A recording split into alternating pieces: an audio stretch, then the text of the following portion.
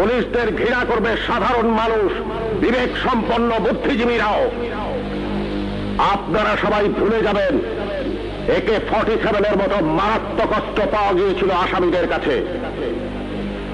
যদি জনগণের কাছে ধরা পড়ে ওই আসামিরা গণপিটুনিতে মারা যেত, আপনারাই বলতেন ভালো হয়েছে, পুলিশের কাছে গেলে ছাড়া পেয়ে যেত। একটা কথা মনে রাখবেন, পুলিশ কখনো আসামি ছাড়ে না। আসামি ছাড়ার অধিকার শুধুমাত্র বিচার বিভাগের। বলুন তো, AK-47 মতো রাইফেল কেন এদেশে আসবে, যা শুধু যুদ্ধক্ষেত্রে ব্যবহৃত হবে? কেন AK-47 বাংলাদেশে আসছে? কিসের আলামত? 9 শুটার বন্দুক কেন টিসিবির মাধ্যমে হাজার হাজার বন্দুক সাধারণ মানুষের হাতে তুলে দেওয়া হচ্ছে? কেন? কে জবাব দেবে? এই